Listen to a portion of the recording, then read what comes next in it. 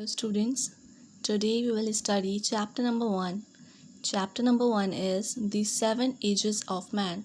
Here we will study about the 7 ages of man. Here the poet Shakespeare compares life to a drama in which a person plays different roles as he progresses through the various stages of life. So let's study. All the world's a stage. ये जो पूरी दुनिया है ये एक stage है. Stage किसको कहते हैं? स्टेज एक ऐसी जहाँ पर प्ले वगैरह परफॉर्म किए जाते हैं. And all the man and women mainly players, और सारे मैन और वीमेंस इस स्टेज पर प्लेयर्स हैं. They have their exits and their entrances. वो लोग यहाँ एंटर होते हैं और अपना किरदार निभाते हैं, अपना रोल प्ले करते हैं और चले जाते हैं. And one man in his time plays many parts. और एक आदमी अपने वक्त में बहुत सारे किरदार निभाता है. His acts being 7 ages. At first the infant. और उस आदमी इंसान के जो है वो 7 एजेस होते हैं. उसका जो एक्ट होते हैं 7 एजेस के होते हैं. सबसे पहली स्टेज कौन सी होती है? जब वो पैदा होता है, जब वो इन्फेंट मतलब न्यू बॉर्न बेबी होता है. Mewling and puking in the nurse arms. और नर्स के हाथों में रोता चिल्लाता है. Then the whining school boy. और फिर क्या होता है वो? फिर दूसरी स्टेज में जब वो आता है तो वो एक रोने वाला स्कूल का बच्चा बन जाता है, जो कि अपने स्कूल का रोने वाला बच्चा बन जाता है. Creeping like snail with this satchel and shining morning face. और अपने बैग और चमकते हुए चेहरे के साथ. Creeping like snail unwilling to school. जो कि स्नेल की तरह वो अपने स्कूल की तरफ जाना नहीं चाहता, लेकिन फिर भी वो जाता है. स्नेल एक एनिमल होता है जो कि अपने पेट के बल स्नेल एक एनिमल होता है जो कि अपने पेट के बल चलता है. And then the lover sighing like furnace with a woeful ballad made to his mistress's eyebrow.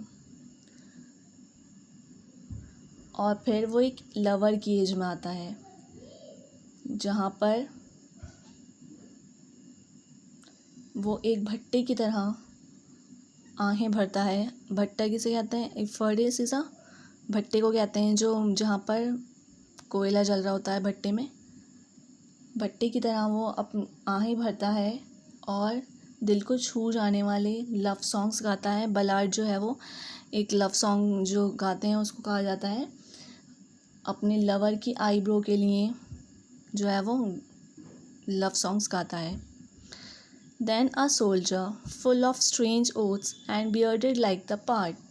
और फिर वो एक सोल्जर की एज में आता है जब वो अपने शब्दों का इस्तेमाल करता है और उसके चेहरे पर एक तेंदुओं की तरह बाल आते हैं. यहाँ पर जो है स्ट्रेंज ओथ्स मतलब आप शब्दों का इस्तेमाल करता है वो. और बियर्डेड मतलब जो चेहरे पर जो बाल आते हैं, दाढ़ी आती है, उसको कहा जाता है. Jealous in honour sudden and quick in quarrel. अब जो है पता नहीं होता कि वो किस ऑनर के, किस सम्मान के लिए वो हर किसी से बहुत जल्दी झगड़ा कर लेता है. Seeking the bubble reputation even in cannons mouth. आपने देखा होगा कि जब भी कोई झाग होता है तो बबल जो होता है, तो जब हम उसे बबल को हाथ भी नहीं लगाया होता और हम उसको टच भी नहीं किया होता है तो एकदम जो बबल होता है वो गायब हो जाता है, फट जाता है. यहाँ शेक्सपियर कह रहा है कि बबल की तरह जो रेप्यूटेशन है उसके लिए, उसकी तलाश में वो तोप के मुंह में चला जाता है। कैनन्स माउथ मतलब तोप के मुंह में वो चला जाता है। And then the justice in fair round belly with a good cap on lined. और एंड देन जस्टिस, और फिर उसकी जस्टिस वाली एज आती है और मोटे तगड़े मुर्गों का मांस खाकर उसकी भी तोन गोल मटोल और आगे निकल आती है। With eyes severe and beard of formal cut, और उसकी आँखें हर किसी को गंभीरता से देखती हैं और अपने लेवल के हिसाब से वो बियर्ड भी, जो उसकी दाढ़ी है, वो भी रखता है। Full of wise saws and modern instances, फिर वो बड़ी बड़ी बातें करता है और बहुत बहुत चालाकों वाली कहावतें बोलता है और एग्जाम्पल्स भी देता है। वाइज सॉज मतलब बहुत चालाक कहावतें। The sixth age shifts and so he plays his part, और इस तरह वो अपना रोल प्ले करता है। And the sixth age shifts, अब जो है वो 6 एज शिफ्ट होती है into the lean and slipper pantaloon, एक दुबले पतले आदमी पर जिसने स्लीपर्स पहनी हुई हैं, और वो एकदम कॉमेडी कैरेक्टर बन जाता है इस एज के आकर। With spectacles on nose and pouch on side,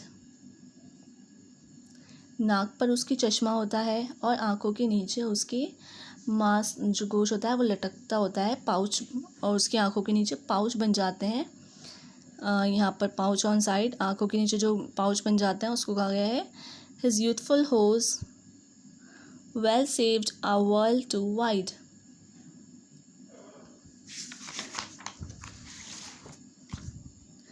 for his shrunk shank, और उसने अपनी जवानी के दिनों में जो पजामा संभाल कर रखा था वो अब उसकी पतली लेग्स के लिए बहुत ढीला हो जाता है।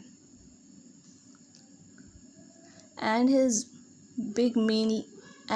Big manly voice turning again towards childish treble,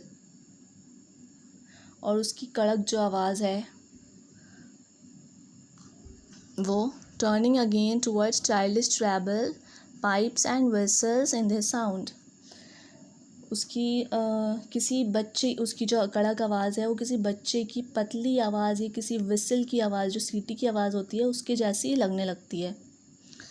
last scene of all, और अब लास्ट सीन में क्या होता है, that ends this strange eventful history, और जो उसकी ज़िंदगी में जो कुछ भी हिस्ट्री अब होता है कि जो भी उसकी ज़िंदगी में जो भी कुछ हुआ है, उसकी हिस्ट्री जो भी है, जो कुछ भी लास्ट स्टेज में उसको, अब जो लास्ट स्टेज है उसमें उसको वो ख़त्म कर देगी। इस second childishness and mere oblivion, sans teeth, sans eyes, sans taste, sans everything,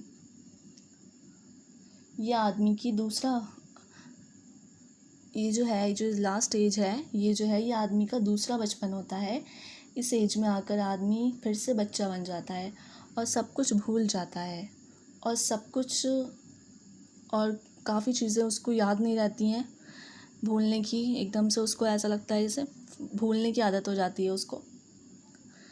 sense teeth, sense eyes, sense everything, अपना उसके पास टीथ होते हैं, जो होता है ना बुढ़ापे में आकर टीथ जो हैं वो बूढ़े लोगों के दांत टूट जाते हैं, गिर जाते हैं, तो अब ना उसके पास टीथ होते हैं बुढ़ापे में, ना उसके पास आँखें होती हैं, प्रॉपर आँखें भी ख़राब हो जाती हैं, और ना वो किसी चीज़ का टेस्ट ले सकता है। लोग बीमारी हो जाती हैं बुढ़ापे में आकर, तो डॉक्टर्स वगैरह भी मना करते हैं ज़्यादातर स्पाइसी खाना खाने को, तो ना वो कुछ टेस्ट कर सकता है। इस तरह से वो हर चीज़ से जो है वो दूर होता चला जाता है। And in lastly he lose control over all his senses, वो अपने इस तरह से वो अपना गुस्सा भी जल्दी हो जाते हैं फिर वो लोग। एंड देन लास्ट में क्या होता है, he departs from his world after playing these roles of life, human beings are mortal. This poem has been written by William Shakespeare. So students, try to understand this poem and learn it by heart.